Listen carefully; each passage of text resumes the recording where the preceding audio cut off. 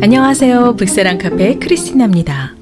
오늘 제가 여러분들께 소개해드릴 책은요, 한눈에 꿰뚫는 세계민족 도감입니다. 우리가 살고 있는 지구촌 안에는 수많은 민족이 함께 살아가고 있는데요.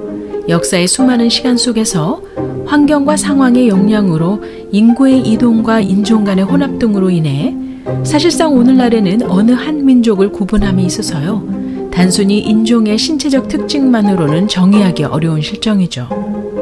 이 책에서는 민족의 의미를 좀 더 확대해서 언어, 종교, 전통문화, 관습, 거기에 우리라는 주관적인 기준도 포함해 심도 깊게 다루었는데요. 지금도 세계 곳곳에서 일어나는 서로 간의 대립과 전쟁 등 세계의 정세의 여러 현상을 민족이라는 키워드로 풀어가려고 했습니다. 자, 그럼 지금부터 한눈에 꿰뚫는 세계민족 도감, 그 이야기를 시작해 보도록 하죠. 동유럽에 위치하고 있는 헝가리는 다른 말로 유럽의 아시아라고 불린다고 하는데요. 헝가리라는 나라 이름은 훈족에서 유래했다고 하죠. 훈족은 서양사에 등장한 최초의 투르크계 민족으로서 4세기 후반부터 거의 1세기 동안에 걸쳐 서로마와 동로마 제국 북쪽의 광활한 영토를 지배하기도 했습니다. 헝가리가 실제로 훈의 나라라는 뜻이라면 훈 제국이 멸망한 후 훈족이 유일하게 유럽에 남겨놓은 선물이라고 할 수 있는데요.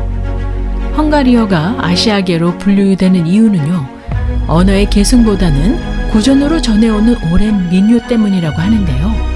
운율이 유럽의 음교와는 달리 오음 음계로 되어 있어 아시안에게 친숙하다고 하죠. 헝가리인은 스스로를 마자르라고 칭했다고 하는데요. 마자르인의 시초는 볼가강 중류 지역에서 우랄 산맥에 걸친 초원지대에 살았다고 하고요. 언어도 우랄 어족으로 분류된다고 합니다. 마자르어가 다른 유럽의 라틴어, 게르만어, 슬라브어와는 달리 한글을 표기할 때처럼 인명 표기를 성 이름 순으로 표기한다고 하고요. 주소를 쓸 때도 대구분에서 소구분 순으로 쓴다고 하죠. 마자르인이 헝가리 분지에 진출한 것은 9세기 말이라고 하는데요. 유목민이었던 마자르는 먼저 와서 살았던 아바르인이나 슬라브계 주민을 정복하면서 농사짓는 법을 배워 한 곳에 정착하게 됩니다. 천년에 마자르계 집단을 이슈투반 1세가 통일하게 되는데요. 그는 초대 헝가리 왕으로 기독교로 개종하면서 헝가리에 기독교를 전파했다는 공을 인정받아 교황 그레고리 7세로부터 헝가리의 사도왕이라는 자기를 얻게 되죠. 이것을 계기로 유목민이었던 마자르는 서방의 기독교 사회의 일원으로 들어가게 됩니다. 우랄 어족 중에 마자르어의 친척벌되는 언어로는 핀란드어와 에스토니아어가 있는데요. 금발의 푸른 눈을 가진 전형적인 북구인이 떠오르는 핀란드인과 발트해의 3국 중의 하나인 에스토니아인이 아시아계 유목민의 언어를 계승했다는 사실은 아직 많이 알려져 있는 편은 아니라고 하네요. 11세기 노르만의 이동으로 지각 변동이 일어나 유럽 민족의 지도가 현재의 분포와 비슷한 모습을 갖추게 되었다고 하는데요. 한동안 뜸했던 인구의 이동이 대항해 시대 남북 아메리카 대륙과 오세아니아 지도가 등단하고 나서 다시 유럽인들의 이동이 시작되었다고 하죠. 근대 이민사의 문이 열린 셈이었는데요. 중세의 질병과 전쟁들로 지친 그들에게 아메리카는 불을 갈급해하던 유럽인들에게는 신천지와 같았고요. 광활한 영토를 개척해 큰돈을 벌기 위해서는 막대한 양의 노동력이 필요했습니다. 바로 이 과정 가운데 슬픈 이민사라고 할 수 있는 노예무역이 등장하는데요. 서아프리카에서 노예로 팔려온 아프리카인은 대서양을 건너 카리브해 지역, 북아메리카와 브라질 등으로 나뉘어 가게 되죠.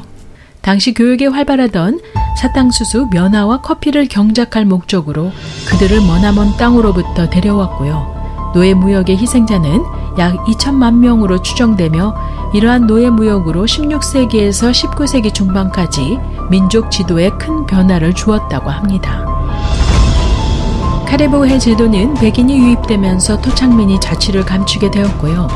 오히려 현재에는 아프리카계 흑인이 자손의 주류를 이룬다고 하죠.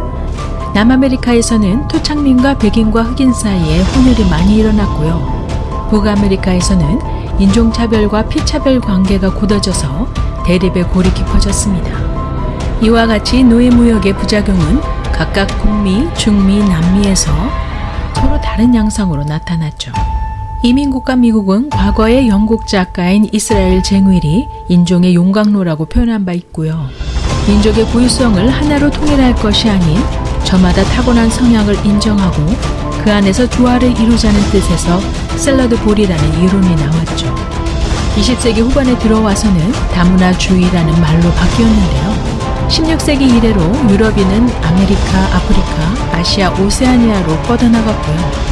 미국에서 노예무역이 폐지된 것은 1808년의 일이지만요. 이후에 각 지역에서 노예제도가 완전히 모습을 감추기까지 거의 한 세기가 걸렸다고 하죠.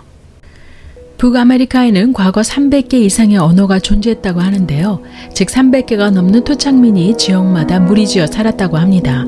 하지만 인디언은 지금에 와서는 인구의 1%도 못 미쳐 아프리카계, 히스패닉, 아시아 이민자보다도 크게 뒤처져 있는데요.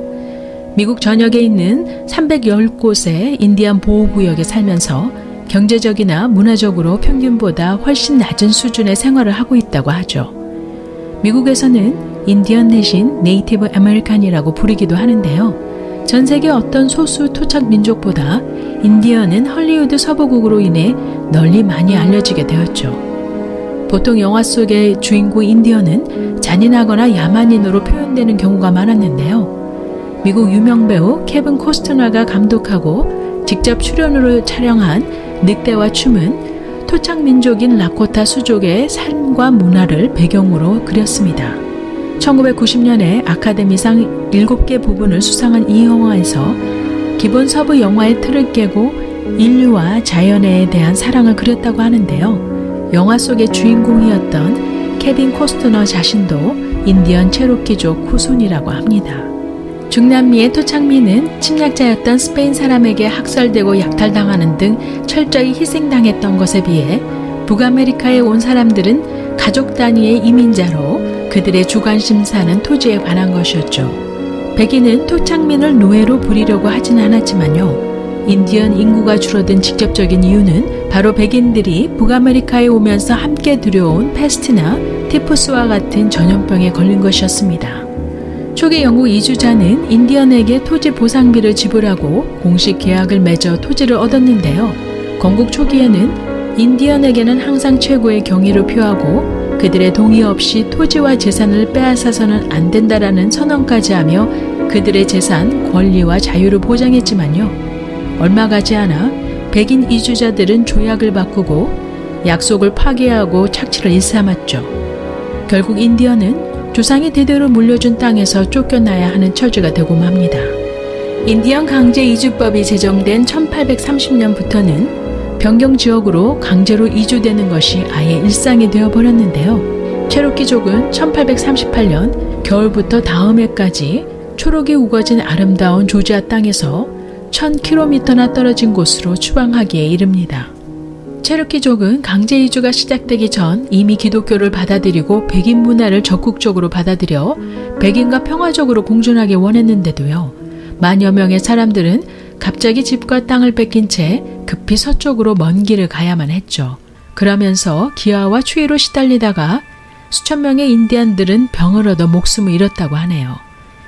케빈 코스터너 외에 배우 조니 뎁과 킴 베싱어, 가수 엘비스 프레슬리, 티나 터너, 기타리스트 지미 핸드릭스 모두 체로키족의 피를 받은 아메리칸이라고 합니다. 북극권의 시베리아 동북부 추코트 반도에서 알래스카, 캐나다 북부, 그린란드까지 동서로 10,000km에 해당하는 툰드라 지역에 살던 민족을 에스키모라고 불렀는데요. 에스키모란 원뜻은 생고기를 먹는 사람이라고 하는 알곤킨 인디아너에서 유래했다고 하죠. 일반적으로 캐나다에서는 이들을 이누이트, 미국 알래스카에서는 에스키모라고 부르는데요. 지역의 차이는 있지만 에스키모나 이누이트는 전통적으로 가족을 중심으로 작은 사냥 그룹을 만들어 계절에 따라 이동하며 겨울에는 해빙 위에서 바다 표범과 고래를 사냥하고 짧은 여름에는 물고기나 술록 사냥을 하거나 수렵 채집을 해왔다고 하는데요. 이들은 척박한 자연 환경을 견디어 나가며 구전으로 그들만의 신화나 종교를 만들어 나갔다고 하죠. 16세기 무렵 에스키모인들은 유럽인 탐험가와 교류했다고 하는데요. 19세기부터는 포경선 선원과 모피 상인과 접촉하기도 했죠. 한때 유럽인들이 가져온 천연두와 같은 전염병으로 인해 크게 인구가 줄었다고 하지만요. 아메리카 인디안 정도로 심각하지는 않았다고 합니다. 20세기 후반에 이르러 북극 지역의 석유나 천연가스 개발, 수력 발전망 건설들이 활발하게 일어나면서요. 과거에 중요하게 여겨지지 않았던 그들의 토지를 놓고 권리 문제가 이슈가 되었는데요. 1970년대 이후 토지와 자원에 대한 권리를 놓고 정부와 토착민족이 협상을 벌여 알래스카와 캐나다 일부에서는 토지의 부분적 소유권과 보상금을 거기에다 제한적인 자치권까지 주어 그들로 하여금 토착민의 권리를 포기하기로 정부와 합의하기로 했다고 하죠. 토착민들의 식생활이 변화하고 전통적인 가치관과의 차이에서 생기는 사회 문제는요. 세계 각지의 소수민족에게서 공통적으로 일어나는 현상이라고 하는데요. 북극권도 미국의 인디언 보호구역에서 마찬가지로 일어나는 비만, 알코올, 약물 의존, 높은 자살률 등이 심각한 문제로 떠오르고 있다고 하네요. 저는 잠시 여러분들과 함께 한눈에 꿰뚫는 세계 민족 도감을 리뷰해 보았는데요. 이 책은 전 세계 곳곳에 흩어져 살고 있는 다양한 민족을 중심으로 시대를 초월해 언어, 종교, 민족의 대이동, 잊혀져가는 토착민과 소수민족, 또한 민족 간의 대립을 간략하면서도 알아두어야 할 내용을 아주 잘 설명하고 있어서요. 전 세계의 민족에 대한 해박한 지식을 얻게 하는 책이라고 말씀드릴 수 있습니다. 관심 있으신 분들은 한번 읽어보실 것을 추천드리면서요. 오늘의 영상을 끝까지 시청해 주심을 감사드립니다. 구독, 좋아요 잊지 마시고요. 그럼 다음 영상에서 뵐 때까지 안녕히 계세요.